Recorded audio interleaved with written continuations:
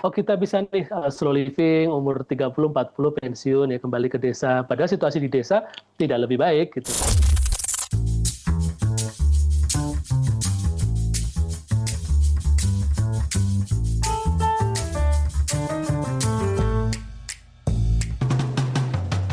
Hai sahabat TCID, kamu sedang mendengarkan podcast Suara Akademia. Ngobrol seru isu terkini bareng akademisi. Belakangan kalau buka sosial media Sobat TCID ya, hal-hal yang berbau soal dunia kerja tuh jadi menarik untuk dibahas gitu. Yang pertama, bagaimana mencari lapangan pekerjaan menjadi hal yang sangat sulit untuk lulusan baru, bahkan untuk orang-orang yang sudah di usia 30-an begitu. Pengalaman kerja jadi hal yang mahal buat perusahaan. Fresh graduate dianggap kayak susah banget untuk dapat kerja karena nggak punya pengalaman. Itu one thing. Yang kedua, soal upah yang didapat kayaknya segitu-segitu aja gitu kan. UMR itu bukan upah minimum regional tapi jadi upah maksimum regional gitu diskusinya. Yang ketiga, ada istilah baru yang juga seru untuk dibahas, sempat muncul di beberapa media nasional begitu, especially di Kompas ya. Ada istilah working poor. Jadi orang yang terus bekerja keras gitu ya, mati-matian tapi tetap masih di garis kemiskinan atau mungkin rentan miskin. Ini sebenarnya jadi fenomena yang menarik karena kalau kita melihat situasi ekonomi di Indonesia lately, sepertinya kelas menengah semakin kesini semakin terkikis gitu ya. Untuk menjadi kaya seperti sangat susah karena nilai mata uang kita semakin kesini semakin turun. Yang berikutnya adalah lapangan pekerjaan juga tidak tersedia gitu. 19 juta lapangan pekerjaan juga masih dicari. Sebanyak apa itu possibility-nya buat bisa terwujud. So, we're gonna talk about this phenomena gitu ya, soal istilah working poor ini. And for this episode, kita bakal ngobrol bareng sama Mas Sianu Endar Prasetyo. Beliau adalah salah satu peneliti dari Badan Riset dan Inovasi Nasional. Halo Mas Sianu, apa kabar Mas? Halo Mas Syarif, kabar baik? Oke. Gimana di bulan awal-awal Ramadan ini nih Mas? Apakah kegiatan makin padat atau justru makanya mending lost dikit deh gitu? Kebetulan masih cukup ada di luar kota hari ini. Ah, Jadi masih ada kegiatan. Terutama nice. kalau terkait dengan perlindungan sosial. Kemarin lagi rame soal PBI, jaminan kesehatan, Ya. yang 11 juta di nonaktifkan itu juga cukup seru belakangan ya, selain soal working poor yang akan kita diskusikan. Yes, yes, yes. Working poor itu sebenarnya ngefek juga ke PBI sih Mas, karena kan akhirnya Betul, betul banget. orang-orang yang kejebak di situ kan kadang-kadang suka ngefek. Tapi kalau kita berbicara soal istilah working poor dan fenomena orang yang kerja tapi sepertinya susah buat naik kelas nih Mas Yanu. Gimana Mas Yanu ngelihat situasi yang lately sepertinya relate sama banyak banget orang dan juga anak muda di Indonesia nih Mas. Karena kayaknya buat naik kelas tuh susah banget sekarang. Ya, betul banget itu. Sebenarnya tanda-tanda makronya kan kelihatan banget. Misalnya nih, kalau dilihat dari tabungan orang Indonesia aja, yang punya tabungan di atas 5 miliar ya kategori kaya, itu kan cuma 1% dari Betul. penduduk kita. 99% itu tabungannya di bawah 100 juta.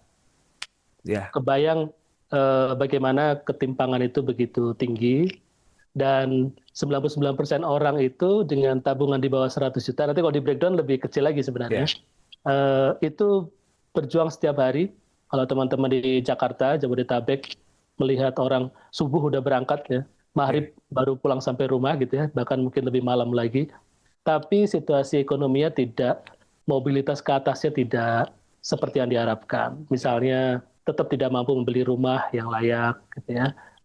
Atau katakanlah eh, untuk biaya sekolah atau pendidikan anak yang semakin mahal, mulai dari PAUD, TK aja sudah berbiaya, itu juga semakin sulit. Belum upah yang diterima juga kejar-kejaran dengan harga bahan kebutuhan pokok yang naiknya lebih cepat dibanding dengan kenaikan upah.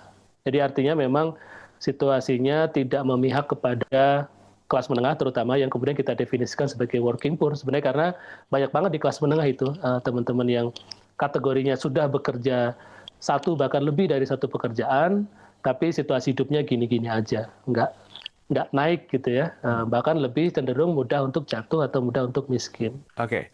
Apa yang bikin situasi working poor ini muncul nih Mas Yanu gitu? Karena kalau kita ngelihat sebenarnya pekerjaannya kan kesannya dianggap mapan ya, quote unquote begitu. Kerja di gedung yang besar begitu atau bajunya rapi, terkesan wangi gitu kan. Tapi ternyata mereka justru malah terjebak gitu di situasi yang eh, buat naik kelas susah gitu tuh Mas. Ya itu jadi masalah struktural. Karena ada orang dulu menasihati kita kalau rajin kerja nanti akan cepat kaya gitu kan. Ya. Makin kita kerja keras kita akan lebih cepat sejahtera. Tapi rumus itu agak kurang berlaku ketika secara sistem, secara struktur kita juga eh, pekerjaan tidak diapresiasi dengan cukup baik. Satu adalah soal upah. Stagnansi upah itu sudah berlangsung sangat lama gitu ya.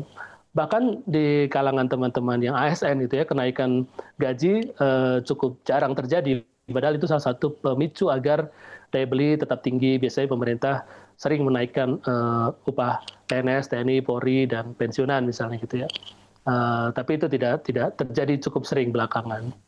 Lalu terutama di sektor swasta tentu itu menjadi persoalan stagnansi upah juga, sehingga banyak sekali lulusan berpendidikan itu juga over qualified dengan pekerjaan yang dia lamar gitu ya. Jadi S2 tapi upahnya mungkin upah setara S1 atau bahkan SMA. Itu jadi masalah yang pertama. Kedua adalah masalah terkait dengan tadi 60% pekerja kita itu sektor informal, sekitar 80 juta lebih. Artinya sektor informal tentu tidak memiliki perlindungan sosial yang sebagus sektor formal. Mereka juga punya income security yang kurang bagus karena jadi tidak pasti penghasilannya, fluktuatif. Sehingga perlindungan sosial, keamanan keamanan untuk pendapatan itu jadi semakin sulit. Sehingga mereka tetap seperti itu ya, kalau kita lihat misalnya kita berlari atau jalan di tempat gitu. Jadi sudah bekerja semakin keras, tapi ternyata upah tadi tidak mengejar kebutuhan, lalu juga makin banyak yang terlempar ke sektor informal karena banyak layoff dan sebagainya. Tadi juga Mas Syarif sampaikan umur 30, 35 hari ini sudah terasa sangat tua gitu ya, karena ditolak di berbagai aplikasi pekerjaan. Bahkan sudah dicoba digugat di MK tapi belum berhasil gitu ya, ada diskriminasi usia. Jadi itu semua menjadi masalah sistemik, masalah struktural, sehingga nggak lagi tadi nasihat kerja keras makin cepat sejahtera itu jadi berlaku karena sistem atau struktur tidak membuat kita yang kerja keras itu cepat atau mendapatkan hasil yang diekspektasikan. Jadi artinya justru kalau teman-teman bekerja semakin keras itu semakin berlari seperti di kalau kita lihat tupai yang lari di lingkaran itu, dia berlari aja kencang tapi sebenarnya tidak pergi kemana-mana, tidak ada mobilitas sosial ke atas, tidak ada kesejahteraan yang benar-benar bermakna. Oke, ini akhirnya jadi muncul anggapan gitu nih Mas Yanu, kalau misalnya orang mau naik kelas begitu, sekarang kerja satu aja nggak cukup. Sosial media pembahasannya lumayan banyak gitu ya, especially kalau kita ngelihatnya orang-orang yang ada di Jogja gitu. Banyak banget netizen yang tinggal di Jogja bilang bekerja dengan gaji UMR Jogja itu nggak cukup dengan satu pekerjaan, kalau nggak tetap segitu-segitu aja, rumah nggak kebeli, harga sembako sama dengan DKI gitu kan, terus yang lain-lain. Satu sisi jaminan pekerjaan untuk bisa jadi orang sejahtera nggak ada, tapi ada bahaya juga ketika orang mengejar kesejahteraan, overwork jadi ancaman nih Mas, karena buat bisa menutupi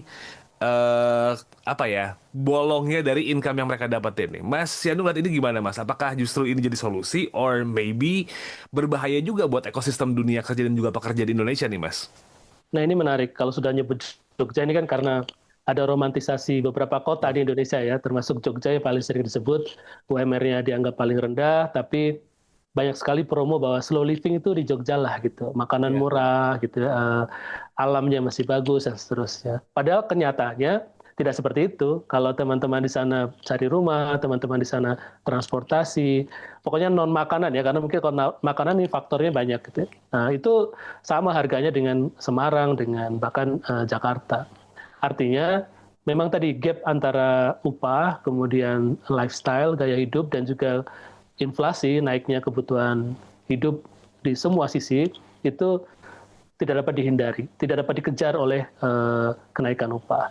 Nah, yang terjadi adalah kita mengalami ilusi meritokrasi kalau dalam bahasa ilmiahnya itu.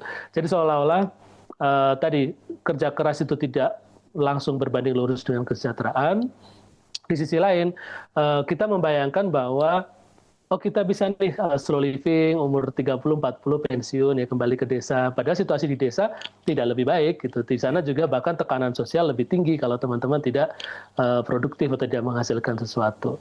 Nah, ketika tadi overwork itu kaitannya sebenarnya lebih kepada tadi survival mode. Jadi kita itu dalam situasi di mana kita pokoknya bertahan hidup lah gitu. Masih hidup aja udah syukur gitu. Ada bahasa seperti itu. Jadi tidak lagi pada fase meningkatkan karir atau berharap akan jadi manajer atau manajer di atasnya lagi, tidak. Tapi tidak di layoff saja sudah beruntung gitu. Itu sudah pada level survival mode dan itu sebenarnya cukup berbahaya.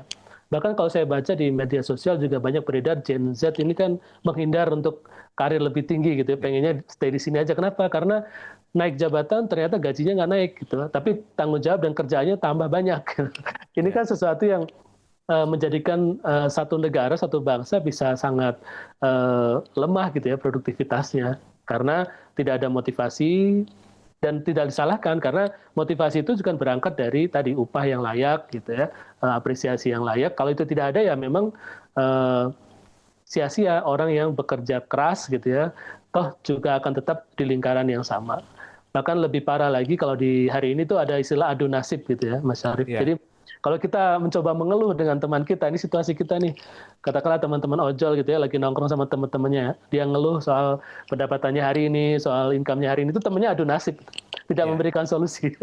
Artinya ini sangat juga relate dengan, coba kalau kita lihat bagaimana tingkat pinjaman online yang semakin tinggi di masyarakat kita, lalu bagaimana dengan pinjaman yang offline-nya ya, rentenir yang di bawah, koperasi-koperasi yang sebenarnya rentenir berkedok koperasi itu juga tumbuh sangat subur di desa dan ini menjadi indikasi cukup rentan ya masyarakat kita hari ini secara pendapatan itu katakanlah BPS mengukur pengeluaran masih 600.000 per bulan dianggap tidak miskin padahal tidak dihitung pengeluaran itu didapat dari mana apakah dari pendapatan atau dari tabungan atau dari pinjaman jangan-jangan kita mampu spending mampu mengeluarkan uang untuk konsumsi itu justru dari pinjaman. Ketika pinjam uang untuk konsumsi, itu berarti indikator finansial yang tidak sehat. Kalau kita pinjam uang untuk modal usaha, untuk produktif, itu barangkali masih dimaklumi ya, karena butuh tambahan modal.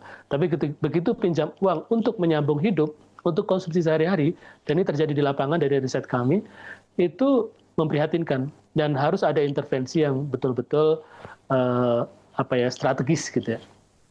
Tapi saya belum jawab yang overwork tadi ya. Overwork itu tadi survival mode. Makanya dikasih kerjaan apapun akan dikerjakan, berapapun digajinya juga akan tetap dikerjakan. Karena tadi daripada saya digantikan orang lain atau di layoff. Nah itu sangat buruk. Jadi ya namanya flexploitation. Jadi dieksploitasi atas nama fleksibilitas gitu.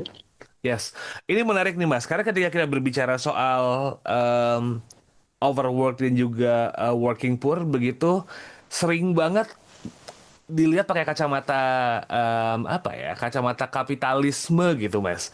Ini gara-gara pegawainya aja nih yang emang kurang kompeten, ya kan, kurang inovatif, kurang gigih, kurang pinter gitu. Akhirnya jadi nggak bisa dapat kerjaan yang oke. Padahal tadi kayak Mas Yanu bilang bahwa itu sebenarnya permasalahan struktural gitu. Nah, berbicara soal hal ini nih Mas, sebenarnya pemerintah bisa gimana ya Mas ya? Karena upayanya kan pasti bakal berat banget ya. Kalau masalah struktural nggak bisa nyelesain dari satu titik aja gitu penyelesaiannya. What can a government do gitu untuk menyelesaikan masalah ini? Penyediaan lapangan pekerjaannya kah yang harus diperbaiki? Investasi yang diperbanyak kah? Atau justru perbaikan SDM kah? Pengadaan pendidikan kilat kah? Atau apa ini Mas? Iya betul banget. Jadi kalau soal apa yang bisa dilakukan pemerintah, nomor satu tentu mendengar terlebih dahulu. Jadi problem utama kita ini adalah banyak sekali aspirasi yang nampaknya tidak bersambut dengan kebijakan. Jadi kan kita tahu masyarakat berteriak mencari lapangan kerja di media sosial sangat ramai lah bagaimana anak-anak Gen Z terutama atau milenial yang sudah mengeluhkan bahwa situasi ekonomi tidak baik. Tapi kemudian itu nampaknya belum terkanalisasi dengan baik ya di meja pengambil kebijakan gitu ya, baik di pemerintah maupun eksekutif maupun di legislatif bahwa urgensinya itu mendesak luar biasa. Meskipun ya ini catatannya, situasi ini tidak hanya terjadi di Indonesia. Jadi ini juga terjadi di banyak negara, di Amerika Serikat, di Prancis yang kebetulan saya datang, itu memang mengalami hal yang sama. Jadi ini situasi global. Bagaimana pekerjaan itu ke depan akan menjadi sangat sangat blur lah gitu. Artinya orang nggak tahu. Coba kalau kita tanya kepada ekonom, kepada siapapun ya yang kira-kira di pasar kerja untuk mendefinisikan kira-kira apa pekerjaan berikutnya yang bisa diberikan, itu akan kesulitan juga menjawab. Karena kita di fase di mana transisi teknologi yang demikian tinggi, termasuk akal imitasi AI yang meracuk ke semua atau masuk ke semua sektor pekerjaan, itu berimplikasi pada risiko orang kehilangan pekerjaan. Di sisi lain, ada yang mengklaim bahwa juga akan tumbuh pekerjaan-pekerjaan baru. Gitu. Tapi sampai hari ini ya ada pekerjaan baru seperti katakanlah teman-teman yang menggunakan TikTok untuk menjual produk atau mungkin menggunakan kanal-kanal media sosial untuk marketing dan seterusnya. Tapi real pekerjaan di bawah itu nampaknya masih belum, sehingga semuanya akan tertampung di sektor informal. Nah, ketika sektor informal demikian besar, maka pemerintah juga perlu memikirkan formalisasi pasar kerja lagi gitu. Saya kebetulan baru pulang dari Prancis, saya 3 bulan di sana, saya meneliti tentang skema jaminan pengangguran di Prancis, terutama untuk pekerja seni dan industri kreatif. Dan patut dicontoh, ternyata kalau di sana untuk performance art itu mulai dari teknisi, artis, seniman, musisi, gitu ya, pemain teater dan lain-lain yang di performance art, itu mereka punya skema jaminan pengangguran namanya intermittent du spectacle. Jadi mereka itu mendapatkan jaminan pengangguran bukan ketika mereka menganggur, tapi adalah insentif yang diberikan bulanan selama mereka bekerja. Minimal 507 jam per tahun mereka bisa bekerja atau perform, mereka akan mendapatkan jaminan dari negara, transfer langsung ke rekeningnya untuk basic need mereka. Nah, sebenarnya di Indonesia itu yang diperlukan seperti itu. Jadi bukan informalisasi pasar kerja, karena semua orang ketika nggak ada pasar kerja formal, ya larinya ke informal. Dan ketika ke informal, maka banyak hal yang tidak bisa dilakukan negara gitu untuk melindungi. Jadi kalau negara mau melindungi, satu, dia mau mendengar keluhan masyarakat terlebih dahulu, lalu kedua, tentu merancang intervensi yang sesuai dengan kebutuhan masyarakat. Katakanlah kalau sekarang banyak sekali sarjana gitu ya untuk yang menganggur, kenapa tidak di Indonesia itu juga diselesaikan dengan pemerataan tadi. Indonesia kan masih banyak timpang tuh, Indonesia Timur, Indonesia Tengah, di Papua sana dan sebagainya, yang membutuhkan SDM berpendidikan tinggi gitu. Kenapa tidak dirancang skema insentif agar mereka mau mengabdi di daerah-daerah terpencil, 3T misalnya. Itu kan sebenarnya program-program bisa dirancang menyerap tenaga berpendidikan tinggi, dan di sana dibutuhkan ada demand bidan, demand guru, dokter, dan sebagainya. Tapi karena nggak ada insentif dan ya siapa yang mau bekerja di daerah remote tanpa ada dukungan, ya tentu nggak ada yang mau. Tapi kalau dirancang tentu bisa. Jadi banyak yang bisa dilakukan sebenarnya, tapi tadi harus ada kemauan mendengar yang kuat dari pemerintah, lalu menyelami akar masalahnya, lalu melakukan pemerataan. Karena sebenarnya kuncinya adalah di pemerataan tadi. Ketimpangan di kita terlalu tinggi, bahkan untuk sekedar misalnya tadi lamaran pekerjaan, jenis pekerjaan. Katakanlah kita mau swasembada pangan gitu ya. Siapa sih yang diserap di sana gitu? Apakah petani-petani kita yang sudah 45 tahun ke atas mau dikirim ke Papua misalnya atau ke tempat-tempat food estate-nya Pak Presiden misalnya? Kan enggak, tentu butuh anak muda. Nah, anak muda ini karakternya gimana? Mau nggak mereka terjun ke pertanian gitu kan? Nah, itu penting. Dan sayang sekali diskusi seperti ini tidak banyak dilakukan ya. Tapi nih Mas, ada kecenderungan juga kalau kita melihat dari situasi pelaku bisnis dan juga mungkin bagaimana pejabat-pejabat menyikapi situasi ini nih Mas. Karena sepertinya pelaku bisnis suka pegawai murah ya. Karena stok secara demografi anak mudanya banyak nih sekarang begitu. Lapangan pekerjaannya segitu aja, calon tenaga kerja yang bisa diserapnya banyak nih. Jadi mereka mostly berpikirnya kayak, wah bisa nih jadi kayak semacam Hunger Games gitu. Itu yang pertama. Terus yang kedua, ada semacam kayak embracing untuk menjadi gig worker gitu Mas. Mulai dari program work from mall, habis itu kayak didorong buat kita ngelihat kayak, kalau di dalam negeri susah nyari pekerjaan, cari pekerjaan di luar negeri nih Mas. Fenomena ini sering muncul dari beberapa orang yang ada di jabatan tertentu gitu. Mas Yan lihat apakah ini justru malah ngedorong makin kuat situasi working poor ini nih Mas, atau gimana Mas? Ya, tentu saja. Ketika seruan ke luar negeri gitu ya, kebetulan saya baru pulang dari Kalimantan Barat kemarin 10 hari, keliling daerah perbatasan, meriset tentang TPPO, tindak pidana perdagangan orang. Banyak kawan-kawan kita yang lulusan SMK atau bahkan sarjana itu harus terjebak di scamming online di Myanmar, Kamboja, Laos, dan sekitarnya. Itu karena frustasi. Di sini juga nggak ada pekerjaan yang bisa mereka tekuni gitu. Itu menyebabkan mereka berbondong-bondong menjadi korban karena ketika mereka mau berangkat tuh gratis semua lah, tiket diberikan, perjalanan itu lancar, tapi sampai sana mereka masuk camp yang mereka nggak bisa keluar. Kalau mereka keluar harus tukar kepala gitu, cari korban lain, sehingga menjadi siklus perdagangan manusia yang sulit diputus. Itu salah satu kenapa ketika lapangan pekerjaan tidak ada, orang lari ke luar negeri malah bisa jadi korban TPPO. Yang tadi menarik juga, jadi bagaimana misalnya kawan-kawan kita yang frustasi karena tidak mendapatkan lapangan pekerjaan, kemudian menjadi korban flexploitation, jadi fleksibel gitu. Kata kunci fleksibel boleh dari mana aja kok, dari kerja dari mall, kerja dari rumah gitu ya. Fleksibilitas itu nyatanya tidaklah sefleksibel yang dibayangkan, karena akhirnya bekerja 24 jam 7 hari seminggu gitu, karena kita Sabtu Minggu pun akhirnya harus bekerja dan harus on gitu, karena atas nama fleksibilitas tadi. Sehingga eksploitasi terhadap tenaga kerja menjadi semakin besar, dan sebenarnya kalau banyak perusahaan-perusahaan yang baik gitu yang tidak nakal, tentunya mereka pengen dong loyalitas, kemudian mensejahterakan karyawannya, pasti mereka pengen seperti itu. Tapi karena mereka juga menghadapi iklim usaha yang tidak kondusif, mungkin mereka juga tidak punya banyak pilihan selain apapun yang kira-kira bisa ditekan, ongkos produksinya ya sudah itu dijalankan. Ya, jadi situasi ini menjadi sesuatu yang sistemik gitu ya, yang membuat banyak problem-problem baru muncul, tidak hanya satu masalah di pengangguran atau masalah di tadi kurangnya lapangan pekerjaan, tapi juga ekses-ekses lainnya gitu. Jadi yang tidak dirasa, tidak terlihat sebenarnya seperti mental health, kemudian juga persoalan bagaimana ekspresi itu bisa sampai ke tindakan-tindakan kriminalitas, tindakan-tindakan ekstrim seperti bunuh diri, korban dari pinjaman online dan judi online yang bunuh diri itu sangat banyak di lapangan. Dan itu nampaknya juga tidak menjadi isu yang dianggap serius gitu ya. Padahal itu indikasi bahwa ada yang sakit, ada yang tidak baik-baik saja di perekonomian atau di kantong masyarakat kita. Dan itu saya rasa harus menjadi perhatian semuanya, terutama pemerintah, agar pemerintahnya kebijakannya tidak belok kiri gitu ya, masyarakatnya pengen ke kanan, kebijakan ke kiri, sehingga nggak ketemu itu nanti di jalan.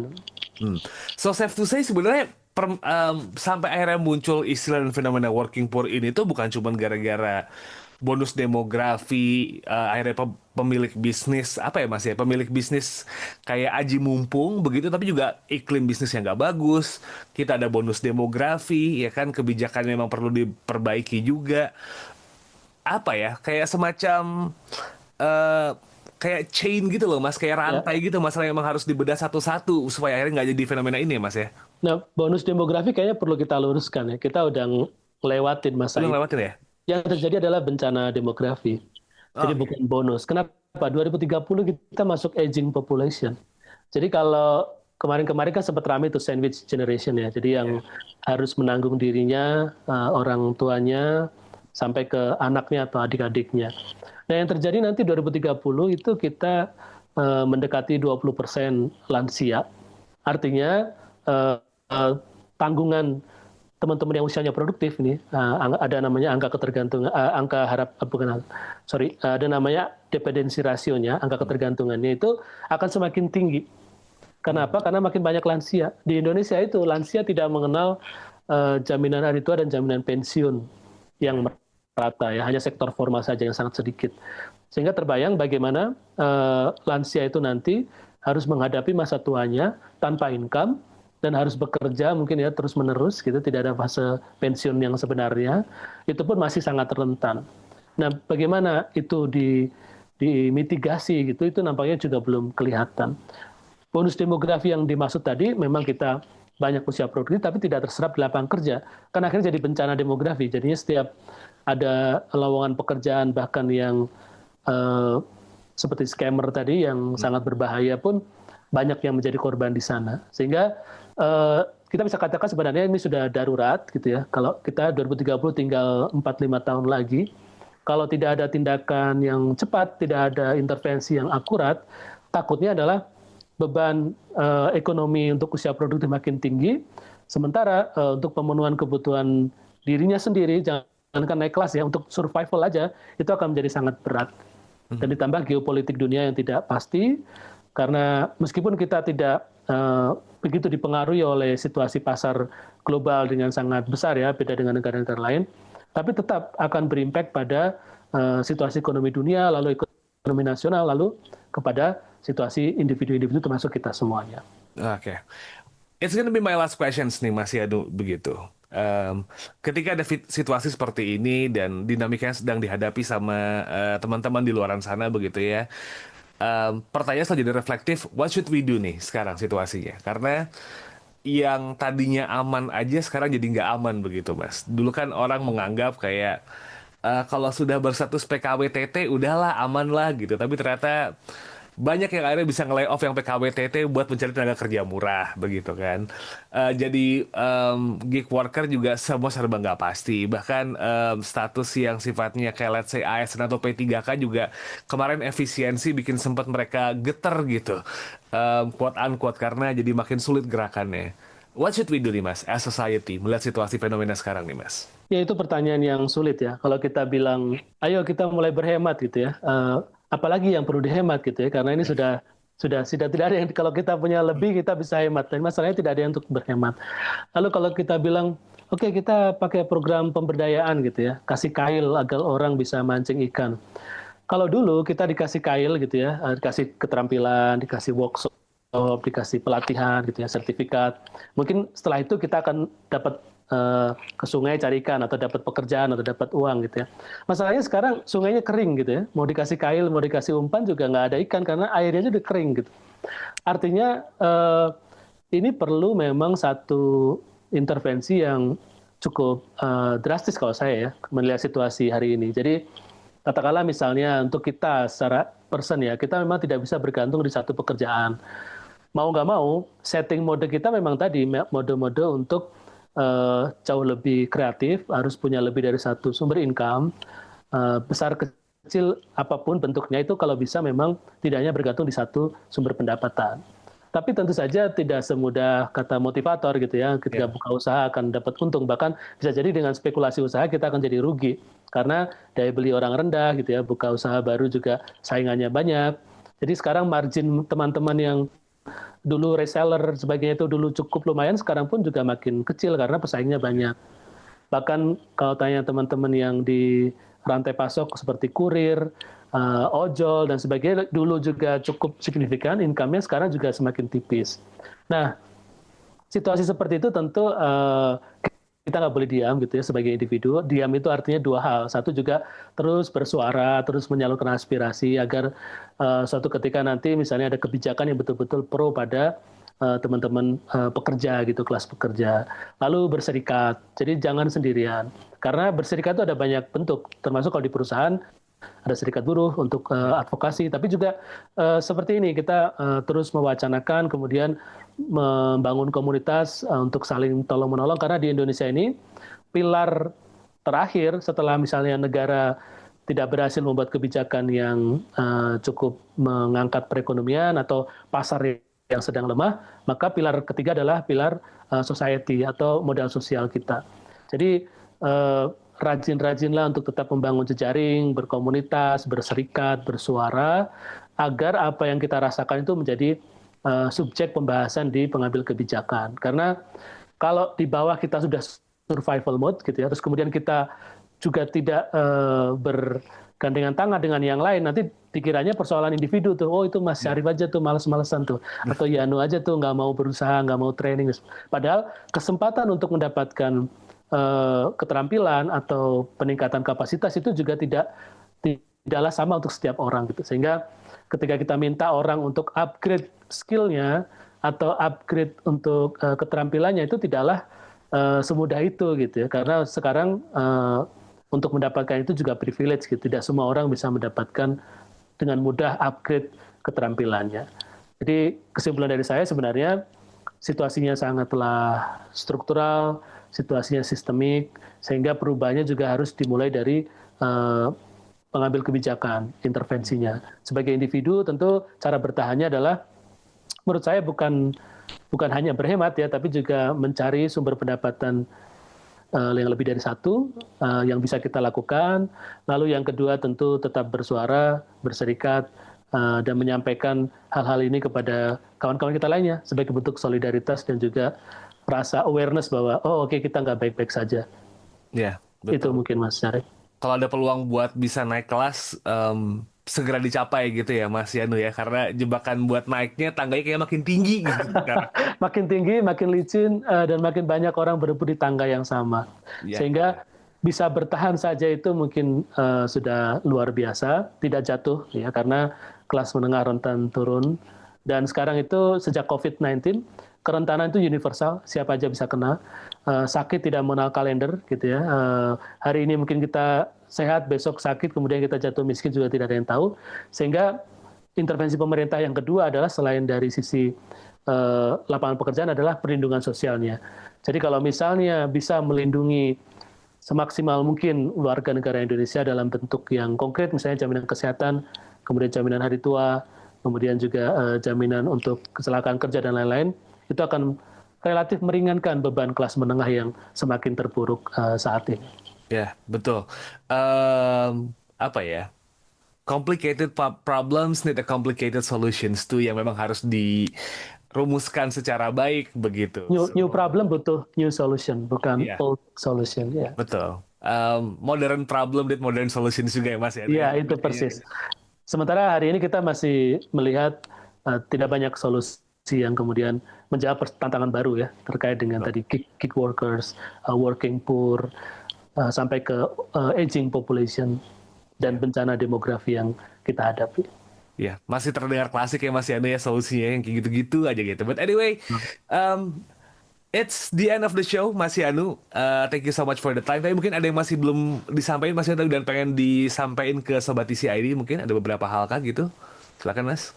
Ya, apa ya sebenarnya kalau dari sisi working poor itu tadi tidak hanya terjadi di Indonesia, itu perlu dicatat. Takutnya kita hanya merasa negara kita yang tidak baik-baik saja, sebenarnya terjadi di banyak negara. Tapi kita sangat berharap pemerintah semakin bisa mendengar, gitu ya, semakin bisa melahirkan kebijakan yang pro rakyat, gitu. Dulu ada istilah pro job, itu pro poor, gitu ya, pro growth dan sebagainya. Nah hari ini nampaknya kita rindu juga bagaimana agar setiap kebijakan itu bisa disambut hangat oleh masyarakat, tapi tidak disambut kontroversi-kontroversi gitu ya. Kalau belakangan ini agak sedih, setiap kebijakan yang muncul adalah kontroversi di publik, bukan sambutan hangat. Nah, kita berharap itu segera terwujud dan masalah pekerjaan dan kelas pekerja ini adalah fundamental dari perekonomian sebuah bangsa. Jadi kalau kebijakan berpihak pada kelas pekerja, itu negara akan berjalan dengan baik gitu ya. Bahkan bisa autopilot lah kalau orang kelas pekerjanya udah jalan, negara itu jalan dengan sendirinya. Tapi kalau kelas pekerjanya jatuh runtuh tanpa ada safety net yang cukup, tanpa ada pilar untuk menyangga, ya bisa jadi kita akan mengalami masa yang sangat sulit dan cukup lama untuk recovery. Itu saja Mas Syarif dari saya, tetap semangat gitu ya, tetap berusaha survival sebaik-baiknya di luar sana, karena 99% kita berada di zona yang kurang lebih sama, itu nggak sendirian.